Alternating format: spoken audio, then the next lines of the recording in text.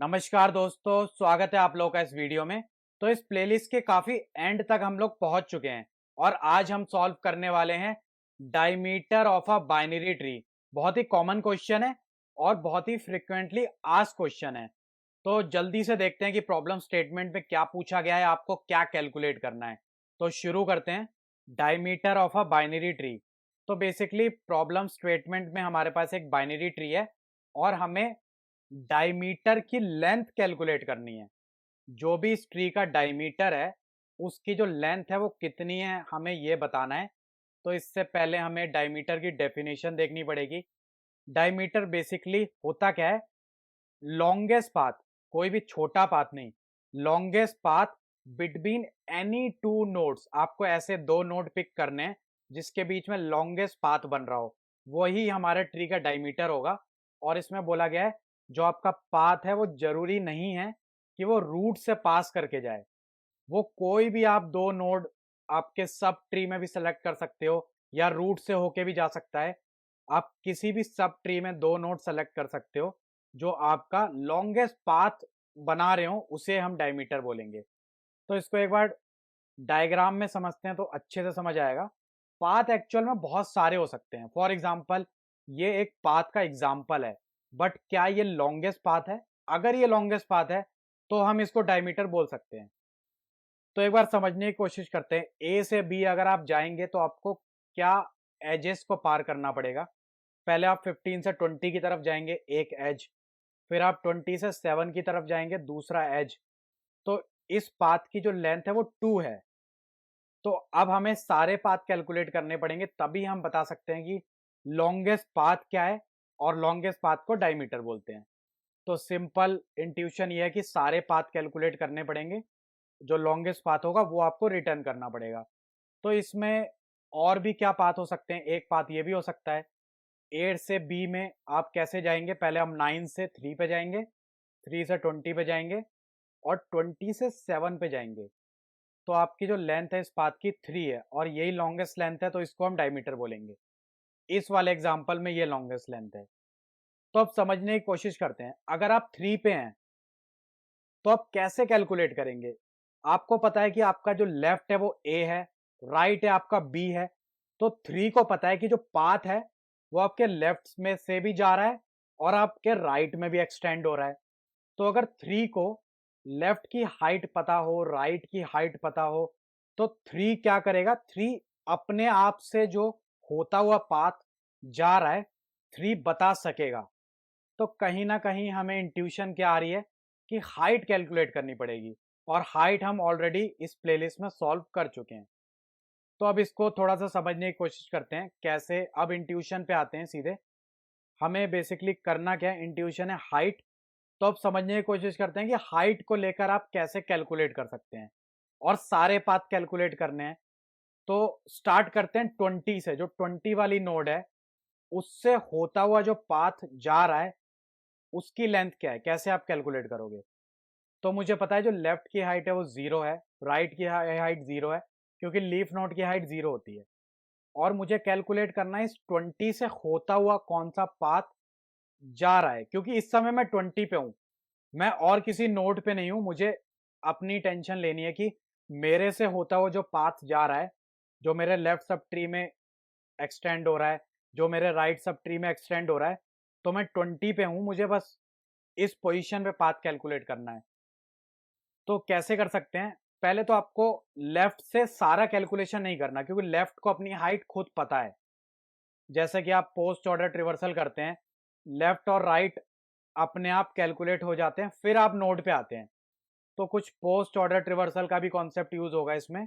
हम 20 पे हैं, हमें ऑलरेडी लेफ्ट और राइट की हाइट पता है, तो कुछ भी कैलकुलेट नहीं करना। लेफ्ट से हाइट ले लेंगे जो कि 0 है, राइट से हाइट ले लेंगे जो कि 0 है। अब आप 20 पे क्या कैलकुलेशन करेंगे? अब लेफ्ट और राइट की हाइट तो जोड़ देंगे, ऐड कर देंगे, क्योंकि अगर लेफ्ट और राइट हमारे लीफ नोड नहीं होते, काफी नेस्टेड होते, तो हम लेफ्ट को पूरा एक्सप्लोर नहीं करेंगे। हमें बस लेफ्ट से हाइट पूछनी है। इस केस में लेफ्ट हमारा लीफ नोड है जिसकी हाइट 0 है। लेकिन अगर लेफ्ट सब ट्री हमारा नेस्टेड होता, तो हम क्या करते हैं, हम सिर्फ लेफ्ट से हाइट पूछ लेते हैं कि आपकी हाइट 5 है, आपकी हाइट 10 है, और राइट से पूछ लेते आपकी हाइट 6 है या आपकी हाइट 8 है। तो दोनों हाइट जोड़ देते, ऐड कर देते, तो हमें बेसिकली पाथ मिल गया है कि अगर हम दोनों हाइट ऐड कर देंगे। लेकिन इसमें थोड़ा सा कुछ मिसिंग है। क्या मिसिंग है? अगर आप इस डायग्राम को ढंग से देखें, लेफ्ट और राइट की हाइट तो हमने ऐड कर ली है, लेकिन हमने ये जो एजेस हैं, 20 को लेफ्ट में जाने के लिए एक एज की हेल्प चाहिए, और 20 अगर राइट में जाएगा तो एक और एज को यूज करेगा, क्योंकि जो हाइट हमने कैलकुलेट करी है वो सिर्फ लेफ्ट और राइट सब ट्री की करी है। और दोनों सब ट्री अगर ऊपर आएंगे, आप समझ रहे हैं, दोनों सब ट्री अगर ऊपर आएंगे तभी वो एक पाथ बनाएंगे। तो दो एज इसमें मिसिंग है। इस पाथ में लेफ्ट और राइट सब ट्री की हमने हाइट कैलकुलेट कर ली है, लेकिन दो एज हमने मिस कर दिए हैं, तो आपको +2 करना पड़ेगा। यही हमारा कैलकुलेशन है। और एक बार दूसरा एग्जांपल देखते हैं। अगर हम 3 पे हैं तो कैसे हाइट निकालेंगे? 20 की हाइट 1 है, 20 से पूछ लेंगे। 9 आपका लीफ नोड है, 9 की हाइट 0 है, 20 की 1 है, तो इन दोनों को ऐड कर देंगे और इसमें +2 कर देंगे। जो दो एज हैं जो हमने मिस कर दिए उनको ऐड कर देंगे। तो बेसिकली इस तरीके से हम कैलकुलेट कर सकते हैं। आई होप आप लोगों को कॉन्सेप्ट समझ आ गया हो। तो इंट्यूशन यही है कि calculate height of all nodes, आपको हाइट भी कैलकुलेट करनी है, और साथ के साथ अगर आप पोस्ट ऑर्डर रिवर्सल करते हैं, लेफ्ट और राइट की हाइट आपको पता है, तो आप जब नोड पे आएंगे तो आप फॉर्मूला लगा सकते हैं।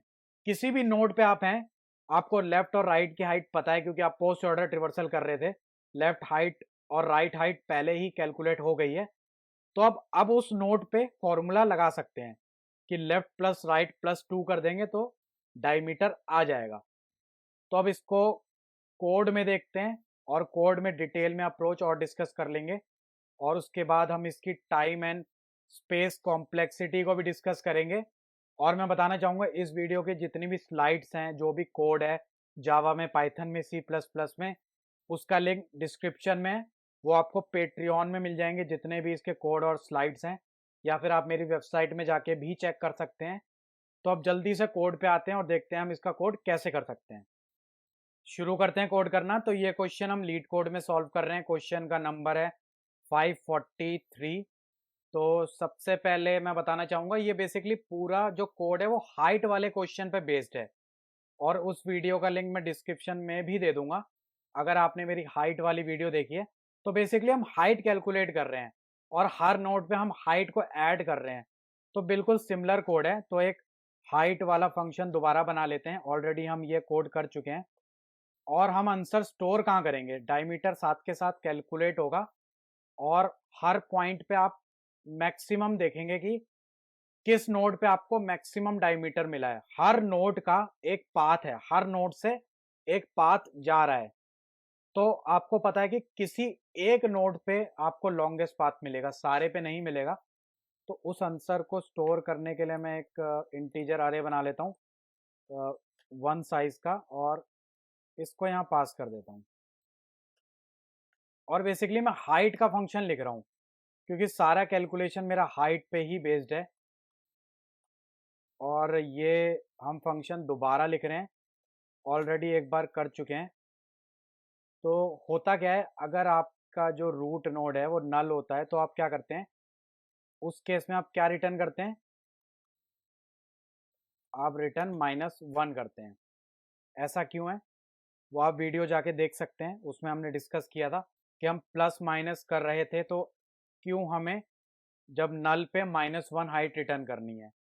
ठीक है, तो लेफ्ट की हाइट पहले कैलकुलेट हो जाएगी क्योंकि हम पोस्ट ऑर्डर रिवर्सल कर रहे हैं। तो किस तरीके से कैलकुलेट कर सकते हैं? यहाँ रूट डॉट लेफ्ट पास कर देंगे, और हमें बेसिकली राइट की हाइट भी कैलकुलेट करनी पड़ेगी। पोस्ट ऑर्डर रिवर्सल का मतलब ये है कि बेसिकली मुझे लेफ्ट और राइट की हाइट पहले पता होनी चाहिए, तभी मैं नोड पे बेसिकली लॉजिक लगा सकता हूँ कि लेफ्ट और राइट की ऐड कर सकता हूँ। अगर आप किसी नोड पे आपको हाइट नहीं पता है तो आप कैसे कैलकुलेट करेंगे? तो हाइट क्या होगी? हाइट बेसिकली फॉर्मूला होता है, जो भी मैक्स होता है लेफ्ट और राइट का, वही आपकी हाइट होती है और उसमें हम 1 प्लस करते हैं, क्योंकि आपने नोड को भी कैलकुलेट करना है और फिर लेफ्ट और राइट में से जो मैक्सिमम होता है वो हम पिक करते हैं, क्योंकि हाइट की जो डेफिनेशन थी, आपको जो फारदेस्ट लीफ नोड होती है वहां हमें देखना पड़ता है, और जो फारदेस्ट लीफ नोड होती है या तो वो लेफ्ट में होगी या राइट में होगी। दोबारा आप जाके हाइट वाली वीडियो देखेंगे, बहुत सिंपल था, काफी डिटेल में हमने डिस्कस किया था। सेम कोड हम दोबारा लिख रहे हैं। अब क्या है कि हमें रिटर्न भी हाइट ही करनी है, हर पोजीशन पे हाइट को रिटर्न करते चलेंगे। तो ये हाइट वाला फंक्शन हो गया है, पूरा कंप्लीट हो गया है, और आपने पूरा ट्रिवर्सल भी कर लिया। और यहीं पर अगर हमें लॉजिक लगा दें कि जो डायमीटर है, डायमीटर क्या होगा, लेफ्ट प्लस राइट प्लस 2, हमने डिस्कस किया था कि ऊपर आने के लिए 2 एजेस और हमें ऐड करनी है, तो ये हमारा डायमीटर हो गया। और अगर हम इसे स्टोर कर लें अपने आंसर में, जब भी आपको मैक्सिमम डायमीटर मिल जाए तो आप यहाँ स्टोर कर सकते हैं। तो ये हाइट वाला फंक्शन था, ये हमने बस एक्स्ट्रा बीच में कैलकुलेशन कर लिया, और उसके बाद यहाँ पर आप इस फंक्शन में जो भी आंसर आपने स्टोर किया था वो यहाँ रिटर्न कर सकते हैं। तो एक बार इसको जल्दी से कंपाइल कर लेते हैं, कुछ गलती होगी तो फिक्स करेंगे। थोड़ी सी इसमें एरर आ रहा है, मैक्स एक बार जल्दी से देखना पड़ेगा। मैथ डॉट मैक्स में क्या इशू आ रहा है, मेथड नॉट फाउंड। अच्छा, तो इसमें बेसिकली हमें क्या करना है, यहाँ पर कॉमा लगाना है, मैंने ऐड कर दिया। जो भी लेफ्ट का मैक्स है और राइट का मैक्स है, तो इसमें 2 पैरामीटर पास करने पड़ते हैं, छोटी सी गलती हो गई थी। और इसको एक बार और देख लेते हैं, एक्सेप्ट हो रहा है, उसको एक बार जल्दी से सबमिट करके देख लेते हैं। तो आप देखेंगे ये सक्सेसफुली हमारा कोड सबमिट भी हो रहा है। टाइम कॉम्प्लेक्सिटी क्या होगी इस कोड की, तो बेसिकली आपने क्या करा है, पहला फंक्शन देखते हैं। इसमें आपने हाइट वाले फंक्शन को कॉल किया है, और इसमें हमने ऐसा कोई हैवी ऑपरेशन परफॉर्म नहीं करा है। और हाइट वाला फंक्शन बेसिकली अपने आप में ट्रिवर्सल है, तो मैं इसको बोल सकता हूँ कि पोस्ट ऑर्डर ट्रिवर्सल है। सारे नोड को हमने एक सिंगल टाइम विजिट किया है, तो टाइम कॉम्प्लेक्सिटी आपकी बिग ऑफ एन हो जाएगी वर्स्ट केस में। तो हमारी ये टाइम कॉम्प्लेक्सिटी हो गई। स्पेस कॉम्प्लेक्सिटी क्या होगी, कोई भी हमने एक्स्ट्रा स्पेस यूज नहीं करी है, बट आपको ये क्लियर करना पड़ेगा अपने इंटरव्यूअर से कि जो रिकर्जन में स्पेस यूज होती है वो आपको बतानी है या नहीं ऐड करनी, क्योंकि मेरे साथ ऐसा हो चुका है कि मैंने इंटरव्यू में बेसिकली नहीं बताया था कि स्पेस कॉम्प्लेक्सिटी रिकर्जन में जो यूज हो रही है स्पेस, उसको कंसिडर नहीं करा था। और इंटरव्यूअर ने मुझे हिंट दिया था कि कोई और स्पेस कंज्यूम हो रही है, तो तुरंत मेरे को समझ आ गया था कि मुझे रिकर्जन वाली स्पेस जो है वो भी मेरे को बताना है। तो स्पेस कॉम्प्लेक्सिटी में रिकर्जन बेसिकली जितने फंक्शन कॉल होते हैं वो स्टोर करता है रिकर्सिव कॉल स्टैक में, और उस स्टैक का जो साइज होता है वो क्या होता है, एक टाइम में कितने फंक्शन आपके एक्टिव होंगे, कितने आपके स्टैक में स्टोर होंगे, वो होगा बिग ऑफ एच। जो आपकी जो ट्री है उसकी जितनी हाइट है उतने आपके एक टाइम में फंक्शन एक्टिव होंगे। तो आपकी ये स्पेस कॉम्प्लेक्सिटी हो गई। तो इस वीडियो में इतना ही, फिर मिलेंगे नेक्स्ट वीडियो में। सब्सक्राइब करिए, सपोर्ट करिए। ये वीडियो देखने के लिए बहुत बहुत धन्यवाद।